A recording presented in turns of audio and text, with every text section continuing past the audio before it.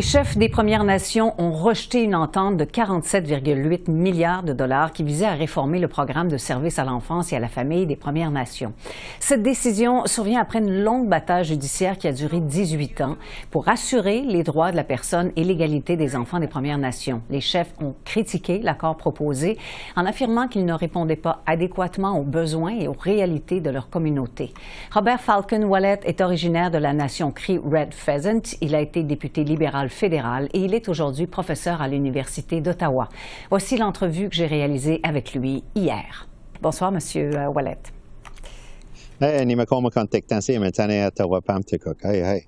Alors, écoutez, selon vous, les chefs ont bien fait de rejeter cette proposition-là?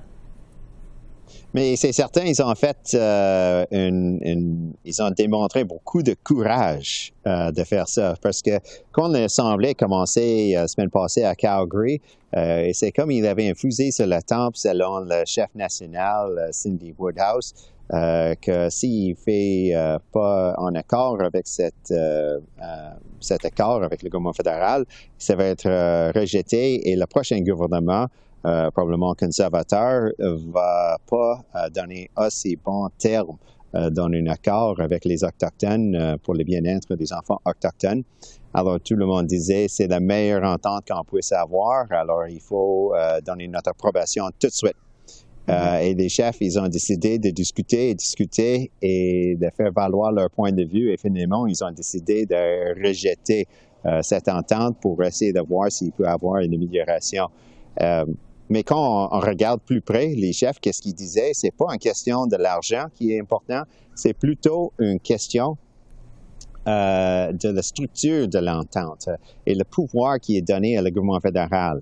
Ça fait depuis 2016 que le gouvernement fédéral libéral à Ottawa sait qu'il devrait faire une entente. C'est en négociation depuis longtemps et finalement, les choses qui étaient négociées n'étaient pas en faveur des principes de base de plusieurs Autochtones. Et ils ont constaté quand ils peaufinaient, regardaient plus près le document, qu'il y avait beaucoup de choses qui étaient écrites dans l'intérieur qui étaient comme cachées un petit peu. Justement, si vous voulez bien, M. Ouellet, regardons ça un peu plus en détail. Quels sont les éléments les plus importants? Qu'est-ce qui a achoppé? Qu'est-ce qui a fait que cette entente-là, à la fin, a été rejetée? C'était une question de contrôle, une question de confiance. Si le gouvernement fédéral décide à un moment donné dans le futur qu'il ne finance plus ou réduise énormément le financement pour les enfants autochtones, il n'a pas de garantie. L'entente voulait pas que les Autochtones puissent retourner à le tribunal pour avoir la justice, pour continuer la poursuite judiciaire. Également, il y avait un comité qui était créé, qui était contrôlé selon les chefs autochtones par le gouvernement fédéral et pas par les Autochtones. Et les décisions peuvent être tenues en secret, qui concernent le financement et si c'est bien fait ou pas bien fait. Alors, c'était important cette discussion parce que c'était une bataille en fin de compte entre Cindy Woodhouse, le chef national, aussi Cindy Blackstock. Cindy Blackstock, c'est le président de la Société pour la protection des enfants autochtones du Canada. Et elle avait mené cette bataille depuis 18 ans. Elle était pour les GRC, la police canadienne, avait même suivi dans plusieurs de ses discours pour essayer de voir qu'est-ce qu'il dit. Est-ce qu'il était quelqu'un qui n'était pas très réjouissant pour le Canada? Et finalement, les Autochtones, ils ont décidé d'écouter Cindy Blackstock pour dire et des choses dans l'intérieur de cette entente qu'on n'aime pas, on veut voir changer et on est prêt de continuer les négociations. Peu importe si le gouvernement tombe ou on a un nouvel gouvernement, on prend le risque qu'on veut une bonne entente pour l'avenir. Et parmi les Autochtones, on pense, il y a une question de philosophie, on pense à 7 générations dans le futur. Alors l'idée qu'on doit signer quelque chose, même si c'est pas parfait, juste pour aujourd'hui, pour satisfaire nos besoins d'aujourd'hui, plusieurs chefs autochtones ne pensent pas ainsi. Ils pensent qu'il faut avoir une entente à long terme qui satisfait les besoins des futures générations, des générations futures de tout le monde. Et ça va être dans le bien-être de Canadiens également. Bon, mais là, cette entente. le gouvernement dit maintenant, on attend que l'APN nous revienne avec des propositions. Alors, est-ce qu'il y aura des propositions? C'est certain que Cindy Woodhouse, le chef national, qui a pris son poste il y a 10 mois, travaille durement pour essayer de mettre ça tout ensemble.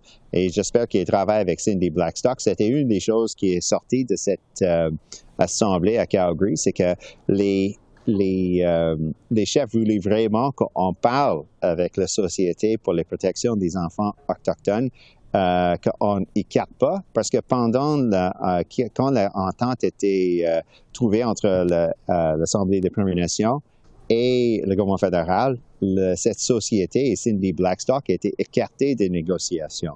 Eux autres, les chefs, ils ont clairement dit pendant l'Assemblée qu'il faut inclure tout le monde pendant les négociations pour assurer que tout le monde est d'accord, que tout le monde veut avancer ensemble, parce que ça ne donne rien si on ignore les personnes qui ont amené cette bataille pour la justice pendant si longtemps et finalement, ça ne répond pas aux besoins qu'ils ont trouvés sur le terrain. Oui, 18 ans, effectivement, c'est assez long. Pendant ce temps-là, et je termine là-dessus, M. Ouellet, si vous voulez bien, l'argent promis dort un peu sur les tablettes. Est-ce que c'est de l'argent qui n'est pas alloué au service à l'enfance en ce moment? Que disent les gens dans vos communautés? Est-ce qu'ils sont pressés de recevoir cet argent-là? Est-ce qu'ils trouvent ça dommage que ça ne soit pas versé tout de suite? Mais une chose est certaine, l'entente est divisée en deux choses. Une compensation pour les enfants qui étaient enlevés de leur famille et l'autre est pour les services. Et les services sont déjà en train d'être offerts dans les communautés. On est la loi C-92 pour la protection des enfants autochtones qui était passée en 2019. Alors, il y a l'argent, c'est juste la question de garantie de l'argent. Il y a aussi les mécanismes structurels, comment ça va être géré toute cette entente-là. Et ça, c'est de grandes questions parce que les Autochtones, plusieurs chefs disaient, ça entraver la souveraineté et l'indépendance des Premières Nations sur le long terme. Ça assujettait aux autres à la loi canadienne au lieu que c'était un partenariat entre les nations avec nations. Et on sait que avec les négociations avec les Autochtones, c'est très important de respecter la parole et aussi d'assurer qu'on trouve un milieu d'entente parce que les Autochtones pensent vraiment à long terme. Merci beaucoup, M. Ouellet, d'avoir répondu à nos questions ce soir. Hey, tapoyaki kitwam. Hi, hi. Au revoir.